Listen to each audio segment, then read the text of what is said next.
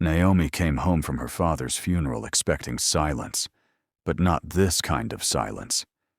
The house wasn't just quiet. It felt emptied, like someone had carefully erased a life. Her heels echoed against the hardwood floor, too loud, too final. Her husband's jacket was gone from the hook by the door.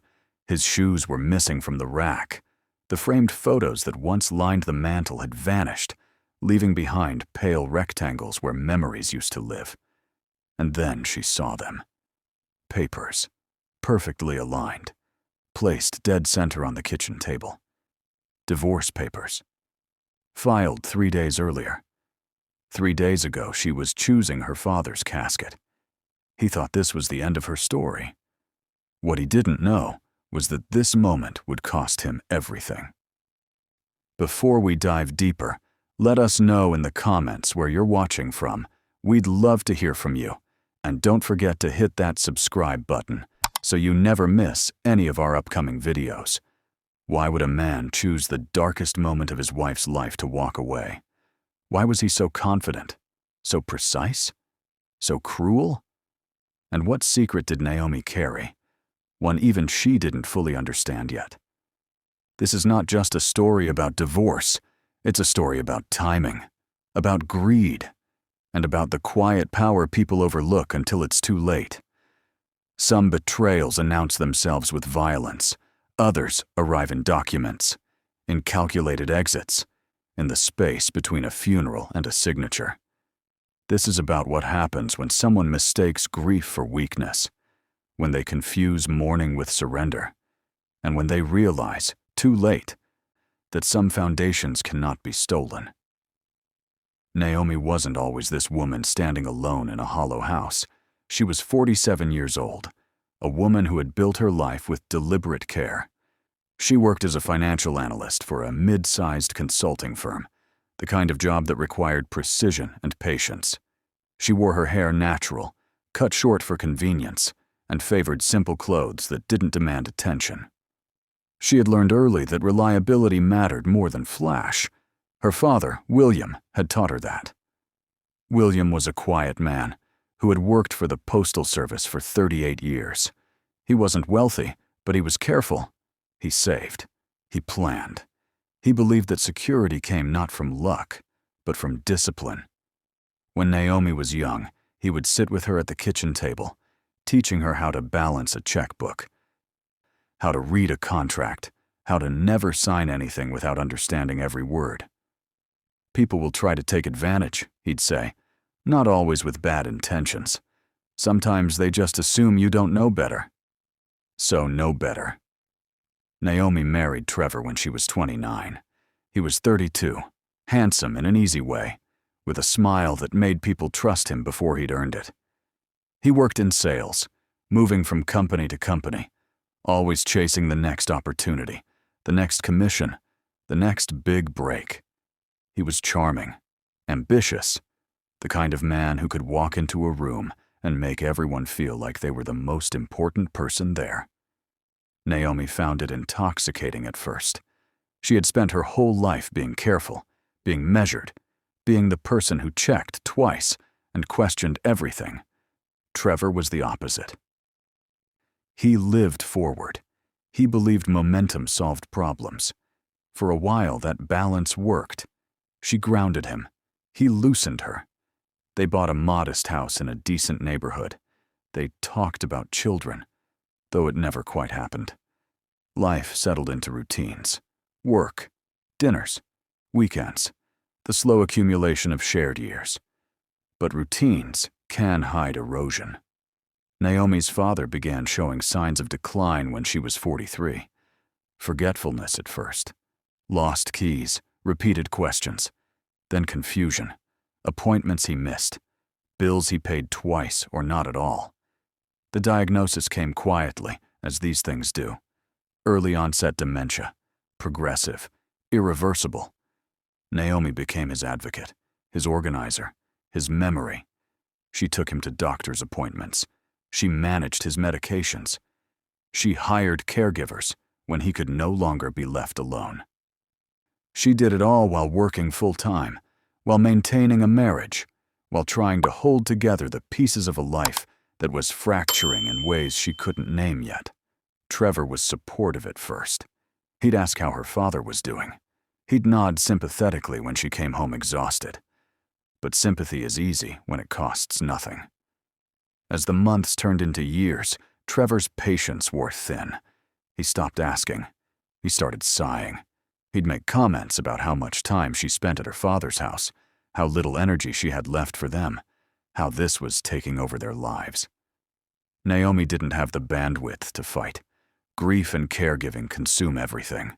They narrow your world to the next meal, the next medication, the next crisis. She didn't notice Trevor growing distant, didn't notice the late nights becoming more frequent, didn't notice his phone always face down, didn't notice the way he stopped touching her, stopped looking at her, stopped being present even when he was home. She was too tired to notice, too focused on her father, too caught in the machinery of slow loss. William deteriorated over 4 years. Each stage brought new cruelties. The man who had taught her to read now couldn't remember her name. The father who had walked her down the aisle now didn't recognize her face.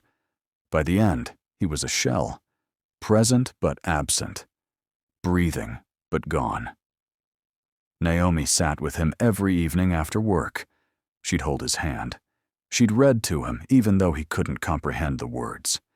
She'd play old music he used to love, hoping some part of him might still hear it. And Trevor? Trevor stopped coming to the hospital, stopped asking, stopped pretending to care. When William finally passed, it was a Tuesday morning in late September. Naomi was there, holding his hand, watching his chest rise and fall one final time. The nurse said it was peaceful. Naomi nodded. She didn't cry. Not then. She had cried so much over the past 4 years that she had nothing left. She called Trevor from the hospital. He answered on the 4th ring. "It's done," she said. "He's gone." There was a pause. Then Trevor said, "Okay. I'm sorry. I'll see you at home." That was it. "No, are you okay?" "No, I'm coming to get you." Just acknowledgement and distance. Naomi drove herself home from the hospital. She called the funeral home. She started making arrangements. She moved through the next 72 hours like a machine, choosing a casket, writing an obituary, calling relatives, organizing a service. Trevor was present physically but absent in every way that mattered. He stood beside her at the funeral. He shook hands. He nodded solemnly. But he didn't hold her, didn't comfort her, didn't cry. The funeral was small. William had outlived most of his friends. A handful of distant cousins came, a few former co-workers. Naomi stood at the front of the chapel and delivered a eulogy she had written at 2 a.m, her hands shaking, her voice steady. She talked about her father's kindness, his discipline, his quiet strength. She didn't mention how he had forgotten her name at the end, didn't mention the cruelty of watching someone disappear while still breathing. She kept it simple, respectful, final. After the burial, people offered condolences. They hugged her. They said things like, "He's in a better place," and "At least he's not suffering." Naomi nodded. She thanked them. She felt nothing, just exhaustion, just the weight of 4 years collapsing into a single hole in the ground. She and Trevor drove home in silence. He didn't ask if she was okay, didn't suggest they talk. Just parked the car and walked inside ahead of her. And that's when she saw it. The emptiness, the missing jacket, the missing shoes, the missing photographs, and the papers on the table. Naomi stood in the doorway, still wearing her funeral dress, still smelling faintly of the lilies from the service. The paper sat there like an accusation. She walked closer. Her legs felt detached from her body. Her hands were cold. She picked up the top page. Petition for dissolution of marriage. Filed 3 days earlier. September 24th. The day after her father died, the day she was planning his funeral. Trevor had gone to a lawyer's office, signed documents, and set in motion the end of their marriage while she was choosing hymns and writing obituaries. She flipped through the pages, his signature, his lawyer's name, a list of assets he believed were marital property, the house, the savings accounts, the investment portfolio, her father's estate, pending probate. He had itemized everything, calculated everything, claimed half of everything. There was a note clipped to the back, handwritten, Trevor's handwriting. Naomi, I know the timing isn't ideal, but I can't do this anymore. I've been unhappy for years. You've been consumed by your father, and I understand that. But I have needs too. This is for the best. You'll understand someday.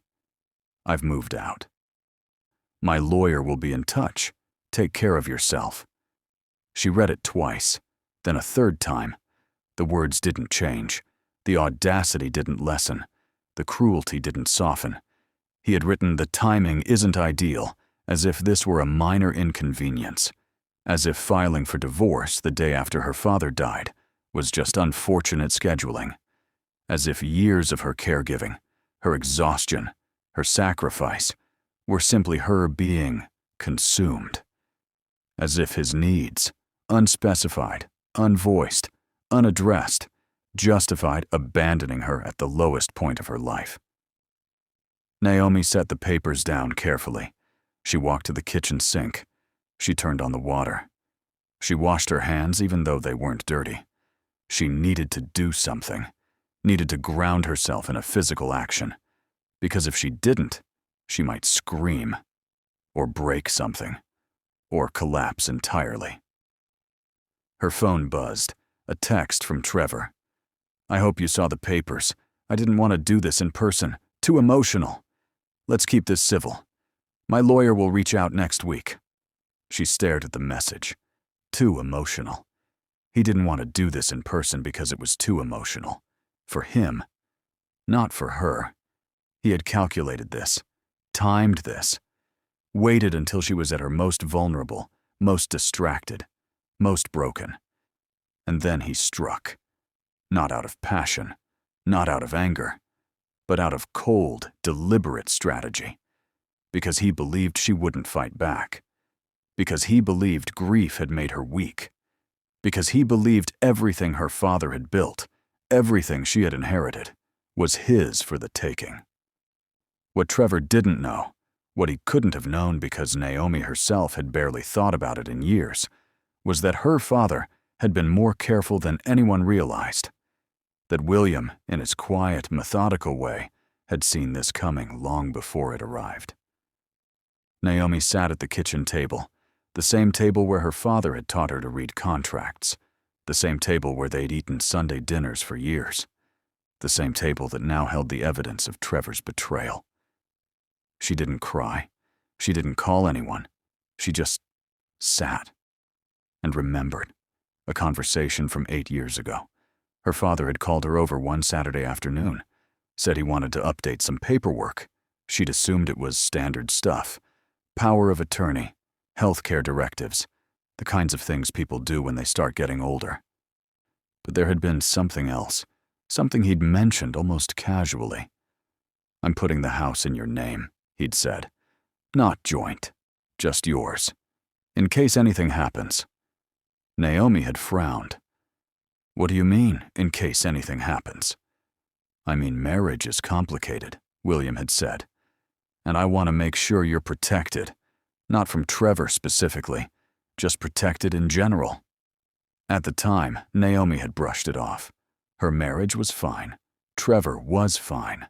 This was just her father being overly cautious. But she'd signed the papers because it was easier than arguing. And then she'd forgotten about it. Now, sitting at the table, that memory returned with perfect clarity. Her father had protected her, not because he hated Trevor, not because he predicted divorce, but because he understood that security meant preparation. That love meant insurance, that sometimes the people closest to you were the ones who could hurt you most. Naomi stood. She walked to her father's study, the small room at the back of the house that still smelled like his cologne and old paper. She opened the filing cabinet, found the folder labeled Estate Documents. And there it was. Deed to the house. Sole owner. Naomi Christine Porter. Date of transfer, 8 years ago. Long before her father's decline. Long before Trevor's distance. Long before any of this. The house wasn't marital property. It was hers. Separately. Legally. Untouchably. She kept searching. Found more documents. Investment accounts. Transferred to her name 6 years ago. Life insurance policies. Beneficiary. Naomi Porter. Not Trevor. Just Naomi. Her father had quietly, methodically, legally separated everything that mattered from anything Trevor could claim. Naomi sat back in the chair. For the first time since coming home, she felt something other than numbness. Not relief exactly. Not triumph. Just clarity. Trevor had miscalculated. He had assumed grief would blind her. He had assumed she wouldn't have the strength to fight. He had assumed everything was shared, everything was negotiable, everything was his to claim. He was wrong, and he was about to find out exactly how wrong. Naomi didn't rush. She took the weekend to grieve. She cried. She slept. She ate when she remembered to. She let herself feel the weight of losing her father without the added burden of immediately fighting Trevor. But by Monday morning, she was ready. She called her father's lawyer, a man named Richard Chen, who had handled William's estate planning for over a decade. Richard was in his 60s, soft-spoken, meticulous, the kind of lawyer who never raised his voice because he never needed to. "Naomi," Richard said when she called, "I'm so sorry for your loss. Your father was a good man." "Thank you," Naomi said. "I need to meet with you, as soon as possible." "Of course. Is this about the estate?" "Partly, and partly about my husband. He filed for divorce." There was a pause. "I see." "When?" 3 days after my father died." Another pause. Longer this time. "That's unfortunate timing." "That's one word for it," Naomi said. "Can you see me today?" They met that afternoon in Richard's office. Wood-paneled walls, shelves lined with legal texts, a desk organized with military precision. Richard pulled out a file. Thick, labeled with her father's name. "Your father updated his will extensively over the last 8 years," Richard began, "especially after his diagnosis. He wanted to make sure everything was clear, protected, unambiguous." "I didn't realize he'd done so much," Naomi admitted. "He didn't want to worry you," Richard said, "but he was very thorough. The house, already in your name, as you know. The investment accounts, transferred to you 6 years ago. His pension benefits, survivor benefits designated solely to you, not subject to marital claims. Life insurance, same. There's also a trust, small but significant, about $80,000, established specifically for you, not marital property." Naomi felt her throat tighten. Why did he do all this? "Because he was careful," Richard said. "And because he told me once that he wanted to make sure you had options. His exact words were, 'I don't want my daughter trapped because she thinks she has nothing.'" Naomi closed her eyes. Her father, even in his decline, even as he forgot her name, had been protecting her. Planning for contingencies she hadn't seen coming. Building a foundation she didn't know she needed. "What does this mean for the divorce?" Naomi asked. Richard leaned back in his chair. "It means your husband has significantly overestimated his position. The house isn't marital property. The investments aren't marital property.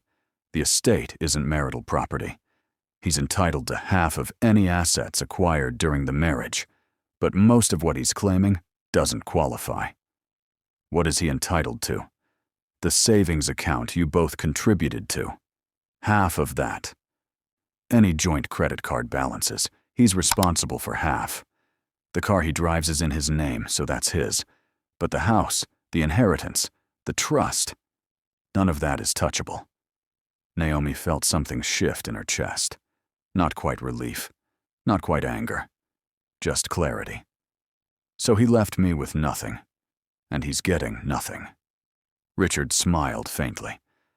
I wouldn't say you're left with nothing. But yes, his timing was, let's say, poorly calculated. Over the next 2 weeks, Naomi let Richard handle the legal responses. She didn't engage with Trevor directly, didn't answer his texts, didn't argue. She just let the paperwork speak. Trevor's lawyer sent demands. Richard sent denials. Trevor claimed the house. Richard sent the deed. Trevor claimed the investments. Richard sent the transfer documents. Trevor claimed half the estate. Richard sent the will. Each time Trevor's position weakened, each time his confidence eroded. Naomi heard through a mutual friend that Trevor was furious, that he'd been telling people Naomi was hiding assets, that she was being vindictive, that this was all about punishing him. But Naomi wasn't hiding anything. She was just standing on ground her father had built for her. Ground Trevor had assumed didn't exist. By the 3rd week, Trevor's lawyer called Richard directly. "My client is willing to settle," the lawyer said. Richard didn't blink. Settle for what? Half the savings account, his car. He'll walk away from everything else. That's already what he's legally entitled to, Richard said. So he's not settling. He's accepting reality. There was a pause. He thought there was more. He thought wrong. The divorce was finalized 6 months later. Quiet. Undramatic. Trevor got exactly what he was entitled to, and nothing more. He moved into an apartment across town, started dating someone new almost immediately, tried to rebuild a life that looked successful from the outside. But people talked. Mutual friends, co-workers. Word spread about what he'd done, about the timing, about the cruelty, about the miscalculation. Some people defended him, said Naomi had been distant, said the marriage was already over, said he had a right to move on. But most people just shook their heads, because timing matters. And filing for divorce the day after your wife's father dies doesn't just look bad. It reveals something. It shows priorities. It shows character.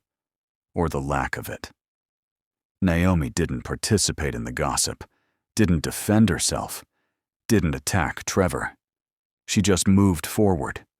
She sold some of the investments her father had left her, used the money to travel. She took 2 weeks off work and went to Italy, walked through Florence, ate pasta in small trattorias, stood in front of paintings her father had once shown her in art books when she was a child. She cried in a cathedral in Rome, not because she was sad, but because she was finally able to feel something other than exhaustion. 1 year after the divorce was finalized, Naomi ran into Trevor at a coffee shop. She was meeting a friend. He was alone. They made eye contact across the room. He looked older, tired. The easy charm was gone, replaced by something harder, something defensive. He walked over. "Naomi." "Trevor." Silence. "Can we talk?" Trevor asked. Naomi glanced at her watch. "I'm meeting someone. Just 5 minutes, please." She hesitated, then nodded. They sat at a corner table. The coffee shop was loud. Music, espresso machines, conversations layering over each other. Trevor fidgeted with his cup. "I wanted to say I'm sorry," he began, "for the timing, for how I handled everything." Naomi didn't respond. "I was angry," Trevor continued. "I felt like I'd lost you years before your dad died, like you'd chosen him over me." "He was dying," Naomi said quietly. "I wasn't choosing him over you. I was watching him die. I know that now. But at the time, I I felt invisible. Naomi looked at him, really looked, and saw someone who had convinced himself he was the victim, who had rewritten history to justify cruelty, who still didn't understand what he'd done. "You filed for divorce the day after he died," Naomi said. "While I was planning his funeral. I know, that was wrong. But I'd been planning it for months. The lawyer said to file as soon as possible. I didn't think." "You didn't think," Naomi interrupted. "That's the problem. You didn't think about what I was going through. You thought about what you wanted, what you could get, what you believed you were owed." Trevor flinched. "That's not fair. Isn't it?" Naomi's voice was calm, too calm. "You itemized everything. You claimed half of my father's estate. You took pictures of our things to prove ownership. You planned this, Trevor. You calculated this. You waited until I was at my weakest, and then you struck. That wasn't impulse. That was strategy." Trevor's jaw tightened. "I was trying to protect myself." "From what?" Naomi asked. "From losing everything. You had the house, the money, your father's estate. I had nothing. You had a job. You had a car. You had the ability to start over. You didn't have nothing. You just didn't have everything you wanted." Trevor looked away. "I thought we'd split things fairly. You thought you'd get half of everything my father built, everything he protected for me. You thought grief would make me weak, make me compliant, make me sign whatever you put in front of me." Naomi leaned forward. "You miscalculated. I didn't know about the transfers," Trevor admitted. "No one told me." "Why would anyone tell you?" Naomi asked. "They were done years before you filed. Years before my father even got sick. He wasn't hiding anything from you. He was protecting me. Not from you specifically, just in general. Because he was smart. Because he understood that love doesn't mean surrendering security." Trevor's face reddened. "So he never trusted me." "He didn't know you well enough not to trust you," Naomi said. "He just knew that marriages don't always last, that people change, that sometimes the person you think you know turns out to be someone else entirely." Silence. Trevor looked like he wanted to argue.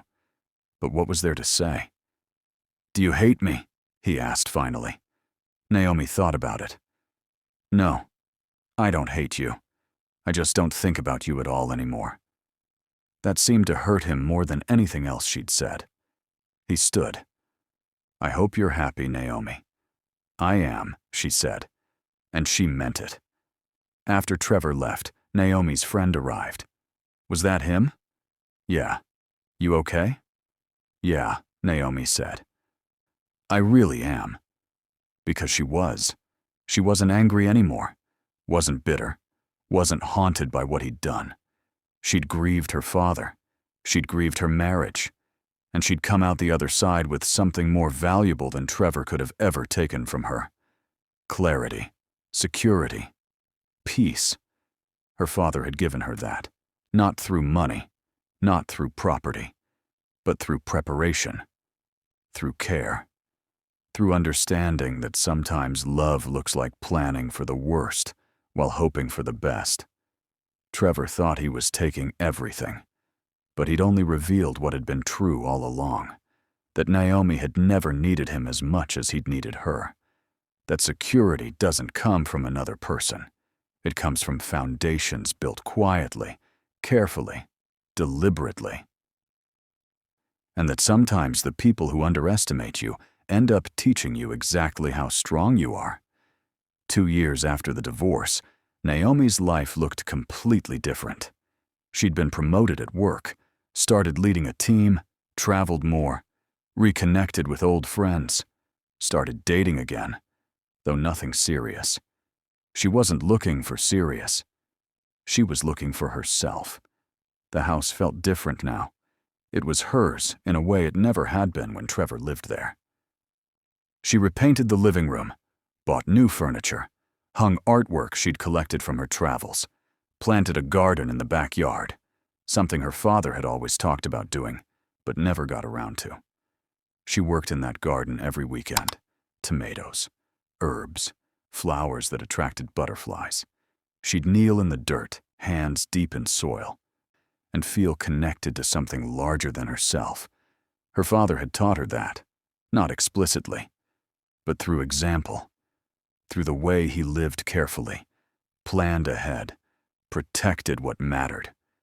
She thought about him often, not with sadness, not anymore, with gratitude, because he'd given her more than money or property. He'd given her the ability to survive loss, to rebuild, to recognize that endings weren't punishments, but opportunities. One Saturday afternoon, Naomi was cleaning out her father's study, something she'd been avoiding for 2 years. She found boxes of old photos, letters, report cards from her childhood, a journal he'd kept sporadically. She sat on the floor and read through it. Most entries were mundane: work updates, weather, plans for the weekend. But there was one entry, dated 3 months before his diagnosis. That stopped her. Talked to Richard today about the estate, transferred the house and investments to Naomi. She didn't ask why. She's too trusting. I hope she never needs these protections. But if she does, I want her to know she always has ground to stand on. Security isn't about money. It's about options. I learned that the hard way. I want her to learn it the easy way. Naomi closed the journal, pressed it against her chest, cried. Not from sadness, from love, from understanding. Her father had seen her more clearly than she'd seen herself, had known she'd need this foundation even before she did, had built it quietly, without fanfare, without expectation of thanks, because that's what love looked like. Not grand gestures, not declarations, just careful preparation. Just making sure the people you care about have what they need to survive the worst. She thought about Trevor, not with anger, but with something closer to pity, because he'd spent their entire marriage thinking he was the builder, the provider, the one who made things possible. But he hadn't built anything. He'd just occupied space, taken credit, assumed ownership. And when he tried to take what wasn't his, he discovered he'd never had anything to take in the first place. That's the thing about foundations. You don't see them until you need them. And by then, it's too late to build your own. Naomi had learned that lesson, not from her marriage, but from her father. From the way he lived, from the way he planned, from the way he loved her enough to protect her from things she didn't even know were coming. That's real security. Not controlling someone, not manipulating them, not waiting for their weakest moment to strike. Real security is making sure the people you love have options, have choices, have ground to stand on, even when everything else falls apart.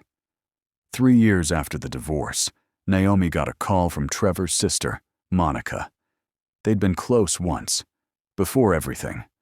Monica had stayed neutral during the divorce, didn't take sides, didn't judge. Just quietly removed herself from the situation. Now she was calling. "Naomi, it's Monica. Hey, it's been a while." "Yeah, I know. I wanted to reach out. Trevor's been going through something." Naomi felt her stomach tighten. "Is he okay?" "Physically, yeah. But mentally, he's struggling. He's been in therapy, dealing with a lot of regret." Naomi didn't know what to say. "He wanted me to tell you that he understands now. What he did. Why it was wrong. He's not asking for forgiveness. He just wanted you to know he gets it." Naomi was quiet for a long moment. "Thank you for telling me."